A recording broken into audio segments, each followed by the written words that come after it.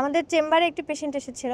তিনি আমাকে জিজ্ঞাসা করেছেন যে ডেন্টাল ক্যারিস প্রিভেন্ট করার জন্য, অর্থাৎ দাঁতের গর্ত যে হয় সেই গর্ত প্রিভেন্ট করার জন্য আমরা 2 বেলা দাঁত ব্রাশ করি, সকালে এবং রাতে। উনার প্রশ্ন ছিল যে তাহলে জিঞ্জিভাইটিস অর্থাৎ মাড়ির রোগ প্রিভেন্ট করার জন্য আমরা কি করতে পারি। মাড়ির রোগকে আমরা সাধারণত জিঞ্জিভাইটিস বলে থাকি, অর্থাৎ মাড়ি ফুলে যায়, মাড়ি থেকে যদি রক্ত পড়ে, তো সেই জিঞ্জিভাইটিস রোগকে আমরা প্রিভেন্ট করার জন্য কি করতে পারি। ব্রাশ আমাদের ডেন্টাল ক্যারিস শুধু প্রিভেন্ট করে না, সাথে সাথে আমাদের জিঞ্জিভাইটিস রোগকেও কিন্তু প্রিভেন্ট করে থাকে। যখন আমরা কোনো খাবার খাই তখন আমাদের দাঁতের উপরে কিন্তু একটি লেয়ার পড়ে, যেটাকে আমরা ডেন্টাল প্ল্যাক বলে থাকি, এবং আস্তে আস্তে এটি ডেন্টাল ক্যালকুলাস অর্থাৎ স্টোনে পরিণত হয়। যদি আমরা ব্রাশ না করি তাহলে কিন্তু সে প্ল্যাক থেকে আস্তে আস্তে সেটা ডেন্টাল ক্যারিসে পরিণত হয়, এবং এরপরেই আমাদের মাড়ি ফুলে যায়, মাড়ি থেকে রক্ত বের হয়। এছাড়াও যখন আমরা কোনো খাবার খাই, স্পেশালি শক্ত খাবার, সেটি আমাদের দাঁতের 2 ফাঁকের মাঝখানে কিন্তু ঢুকে থাকে।